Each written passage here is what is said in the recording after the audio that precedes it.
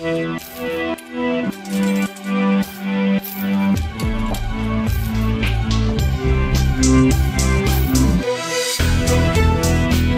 d'ici, écho d'ailleurs. Jean-Pierre Boris, Guillaume Munier. Bonjour, soyez les bienvenus dans ce nouveau numéro d'Écho d'ici, Écho d'ailleurs. Aujourd'hui avec Jeune Afrique, RFI reçoit son grand invité de l'économie. Bonjour Abdoulaye Biochane. Bonjour. Abdoulaye Biochane, vous êtes béninois, économiste, vous avez été ministre sous la présidence de Mathieu Kérékou, notamment entre 1998 et 2002. Vous avez détenu le portefeuille de l'économie et des finances, puis vous avez passé les 6 années suivantes au FMI pour y diriger le département Afrique. Et puis, entre 2008 et 2011, vous avez présidé aux destinées de la Banque ouest-africaine de développement, la BOAD. Aujourd'hui, vous présidez le Fonds africain de garantie auprès de la Banque africaine de développement. On a envie de vous dire seulement et de vous demander si vous ne vous embêtez pas un peu à la tête de ce fonds de garantie. Merci beaucoup. D'abord, je vous remercie à RFI et à Jeune Afrique de m'inviter à cette émission. Et je voudrais saluer tous les auditeurs de cette belle émission. Oui, quand vous parlez de moi, j'ai l'impression de vivre au passé, en effet. Mais vous êtes bien là. Je suis bien là. Je suis bien là. Je préside, comme vous le dites, le Fonds africain de garantie, qui est une institution panafricaine importante pour les PME notamment. Mais je fais autre chose et je fais beaucoup d'autres choses. J'ai un cabinet notamment, et c'est surtout ce que je fais, qui est un cabinet de conseil qui s'appelle Lindau Consulting International, qui fait du conseil d'entreprise, mais aussi du conseil à quelques gouvernements africains qui veulent encore écouter quelques conseils sur la gestion macroéconomique, les questions institutionnelles, mais aussi des conseils à des grandes entreprises internationales qui veulent venir sur le continent. Voilà.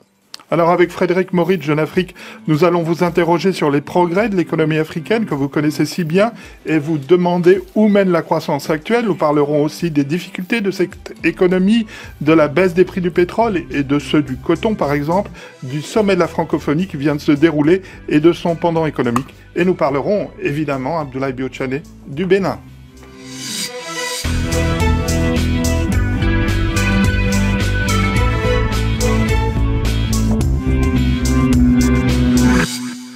Alors Abdoulaye Biochane, j'ai signalé tout à l'heure qu'au cours de votre carrière, vous avez été ministre des Finances. J'ai omis de préciser que vous étiez aussi lancé dans la vie politique.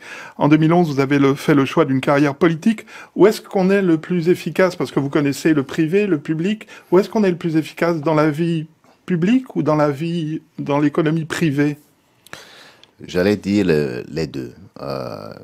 J'ai été dans le public pendant très longtemps. J'ai pris plaisir à faire beaucoup de choses, notamment au gouvernement, ensuite au Fonds monétaire international, et puis enfin à la Banque ouest-africaine de développement. Et à chacun de ces postes, j'ai vu quelle différence vous pouviez apporter aux individus, aux ménages et aussi au gouvernement. On peut faire des catégories. Au FMI, j'ai fait ça, j'ai pu être utile sur tel point, au gouvernement sur tel autre point. Tout à fait. Et surtout, aujourd'hui, je sais ce que le secteur privé peut apporter en tant que dirigeant d'entreprise, ce que vous pouvez apporter comme changement dans la vie des autres, par l'exemplarité de ce que vous pouvez faire, par les conseils que vous pouvez apporter aussi bien à des entreprises qu'à des institutions. Et c'est ce que je fais aujourd'hui. Peut-être que je vais vous dire ce qui m'intéresse un peu plus aujourd'hui dans ce que je fais, c'est que j'ai l'impression que si j'avais commencé un peu plus tôt cette carrière dans le privé, j'aurais apporté peut-être un peu plus de différence. Donc le privé est plus utile, plus efficace, plus porteur que le public? Le privé est certainement plus porteur de changement, plus porteur de modification et d'amélioration des conditions de vie, de vie des gens. Aujourd'hui, il n'y a aucun doute que c'est là où il faut que nos États avancent.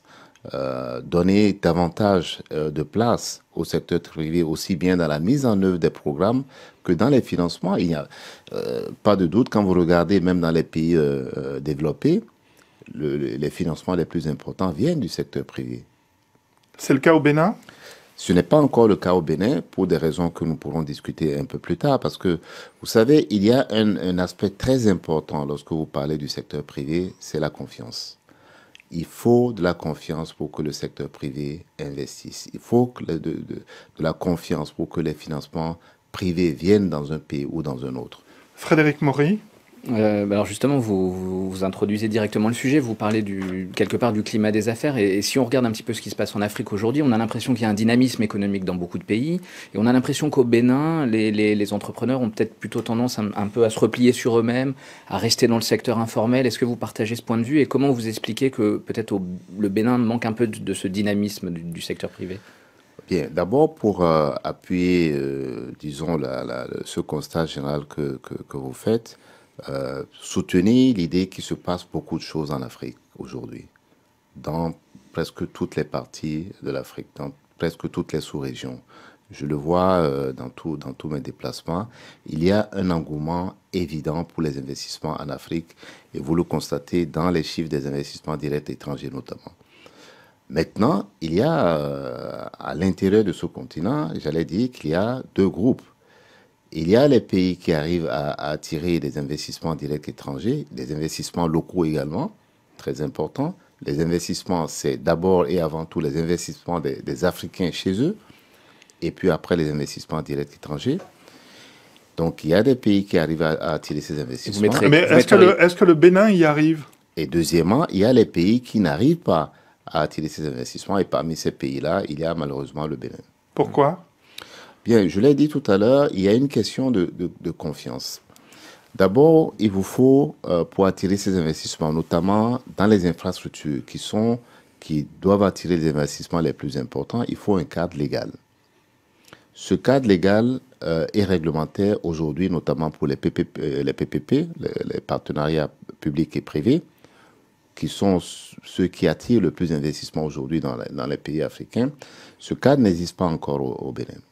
Deuxièmement, même s'il avait existé, il y a un aspect beaucoup plus important qui est la capacité du gouvernement et du pays de donner confiance à ces investisseurs qu'une fois qu'ils auraient investi, ils pourraient espérer un retour sur investissement important sans intervention de l'État et des autorités publiques. Ce n'est pas le cas aujourd'hui. Mais avant de parler des investisseurs étrangers, est-ce que les investisseurs béninois eux-mêmes, les entrepreneurs béninois eux-mêmes ont confiance dans ce qui se passe dans leur pays? C'est pour ça que je vous dis qu'il y a, quand je parle d'investissement, il s'agit aussi bien des investissements locaux, donc des investissements des Béninois en l'occurrence, que des investissements étrangers. Mais vous pouvez faire toutes les politiques que vous voulez pour que les investisseurs étrangers viennent.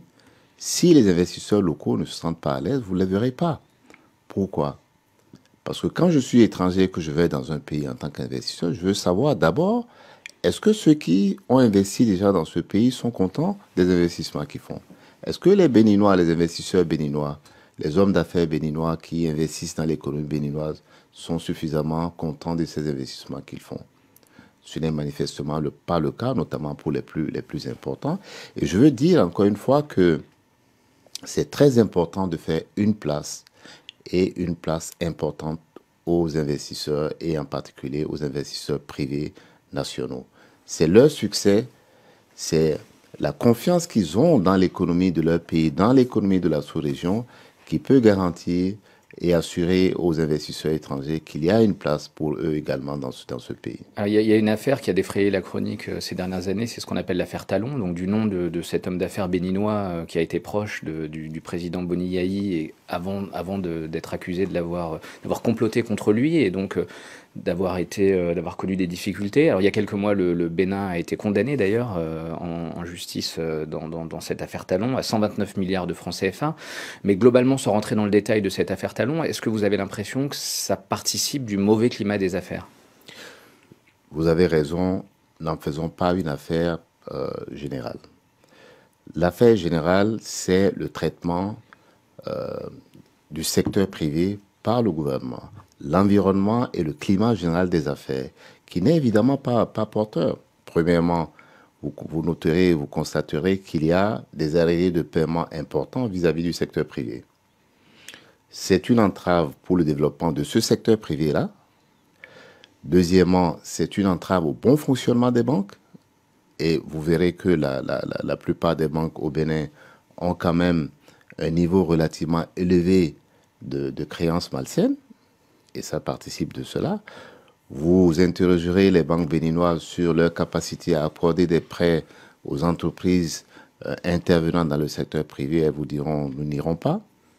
Et troisièmement, vous noterez que beaucoup de ces entreprises-là se plaignent, notamment les plus importantes, d'un harcèlement fiscal qui a justement à déplorer. Et donc, tout ça participe de ce climat qui n'est pas porteur et qui ne rassure pas les investisseurs potentiels. Évidemment, s'y ajoutent d'autres éléments qui empêchent notamment les entreprises ou les investisseurs particuliers de venir. Je prends par exemple la qualité de l'énergie électrique au Bénin, qui n'est pas suffisamment bonne, qui n'est pas suffisamment importante, et le volume, le déficit, j'allais dire énergétique, est tel que quelqu'un qui a envie d'investir et qui a besoin d'énergie vous dira je ne peux pas pour l'instant venir au Bénin. Abdoulaye Biotchané, vous êtes le grand invité RFI Jeune Afrique. De ce qu'on comprend de ce que vous dites, on a l'impression que l'économie béninoise n'est pas en très bon état. Tous ces handicaps que vous énumérez, est-ce qu'ils coûtent des points de croissance à l'économie béninoise ? Il est évident que si tout ça était corrigé, si vous aviez un environnement des affaires plus porteur, si vous aviez une qualité et un volume d'énergie plus satisfaisant, si vous aviez un cadre légal et réglementaire plus porteur, si vous aviez une confiance des investisseurs nationaux en leur économie, vous auriez un taux de croissance beaucoup plus élevé. Et un indicateur, c'est comparer le taux de croissance du Nigeria au taux de croissance du Bénin. Vous verrez le gap qu'il y a là, qui est indicateur de ce que vous êtes en train de dire, que si toutes ces conditions étaient réunies, nous aurions un taux de croissance beaucoup plus élevé. Alors, malgré ce que vous dites, le Bénin affiche quand même une croissance de 5%. Pour beaucoup de pays dans le monde, ce serait une croissance insolente. Pourtant, la pauvreté continue à frapper la plus grande partie de la population. Cette configuration croissance forte et pauvreté, elle concerne tout le continent. Écoutez ce qu'en disait récemment l'économiste Rolf Traeger, coordonnateur d'un rapport pour le compte de la CNUSED au micro de notre confrère de RFI, Stanislas Daishimier. La question est d'où vient ce paradoxe. La recherche de la CNUSED dégage deux raisons à ça. L'une et la principale, c'est que même si ces économies dans leur ensemble ont connu une croissance très forte, cette croissance, elle n'a pas été accompagnée du développement économique, accompagné de la transformation structurelle de leurs économies vers des secteurs plus productifs et de la création d'emplois à plus haut revenu. D'autre part, il y a certains éléments de l'environnement économique international qui n'ont pas été aussi favorables qu'ils auraient dû l'être au développement des PME. Les derniers chiffres montrent qu'il y a 45% de la population qui vit dans la pauvreté, donc presque la moitié de la population. Ceci montre la taille du défi qui se présente pour les prochaines 15 années. Alors, Abdoulaye Biotchané, quel commentaire vaut cette réaction, cette explication, ce contraste entre la croissance perpétuelle, semble-t-il, de l'Afrique et puis cette pauvreté maintenue? Oui, alors, il y a, de ce point de vue, c'est un constat général qui est juste, qu'il faut nuancer tout simplement par le fait qu'il y a deux groupes de pays en Afrique. Il y a les pays qui affichent des taux de croissance beaucoup plus élevés, j'allais dire relativement insolents, et qui ne sont pas dans cette catégorie dont il vient de parler. Mais il y a beaucoup d'autres pays qui sont dans cette catégorie, et notamment le Bénin, qui ont un taux de croissance qui, dans le contexte actuel, peut paraître relativement élevé, mais qui, par rapport aux besoins du pays, reste relativement insuffisant. Quand vous parlez d'un taux de croissance de 5%, qui paraît élevé, rappelez-vous que nous parlions déjà, il y a quelques années, de la nécessité d'avoir pour ces pays-là au moins un taux de croissance de 7% uniquement pour arriver à réduire la pauvreté. C'est un fait aujourd'hui, quand vous regardez le niveau de pauvreté au Bénin, vous avez un taux de 47%.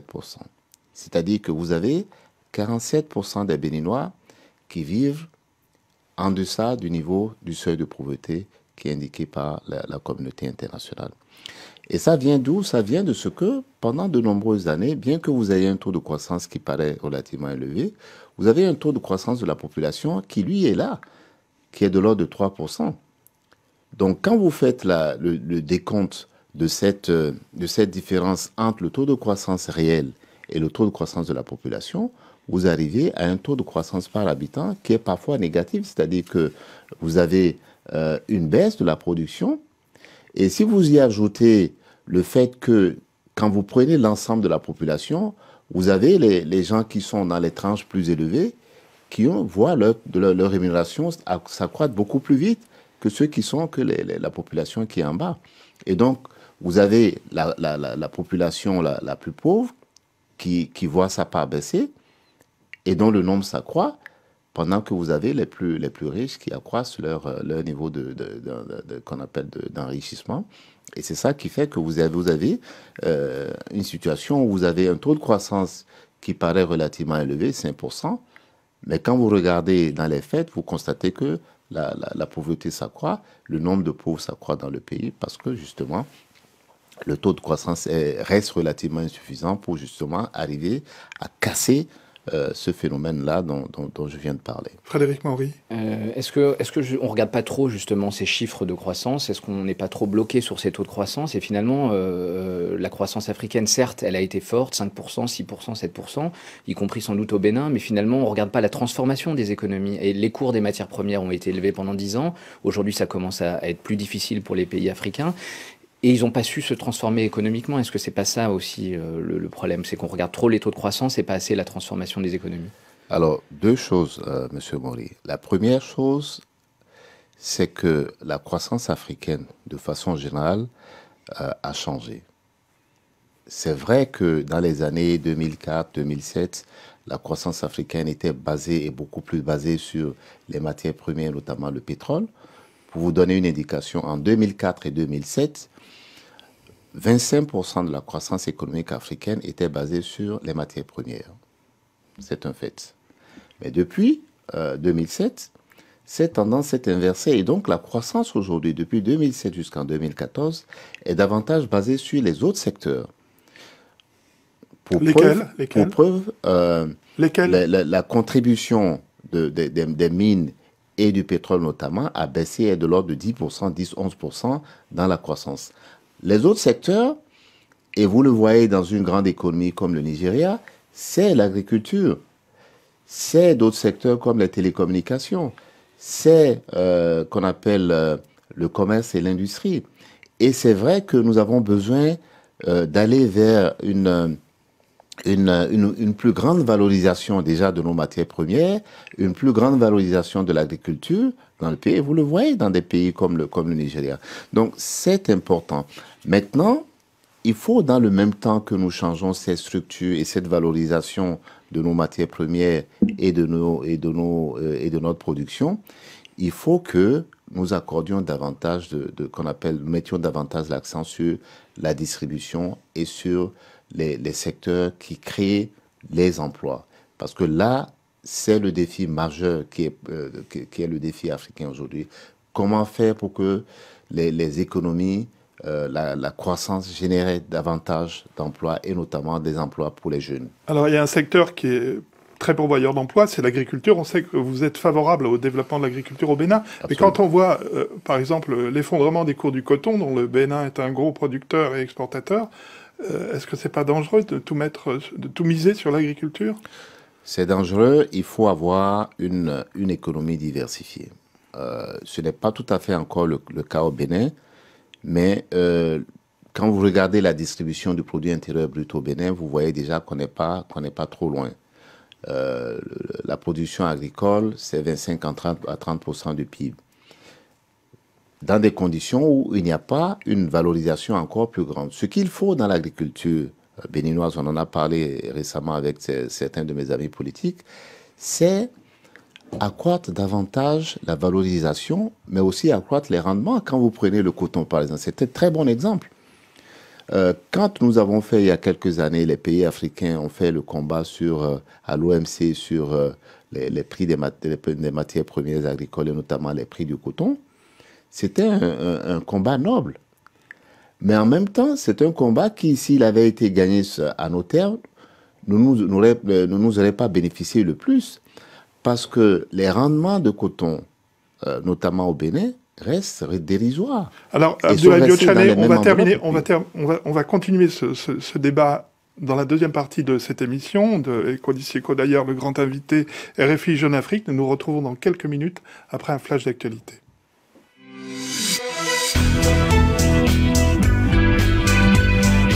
Éco d'ici, Éco d'ailleurs, sur RFI.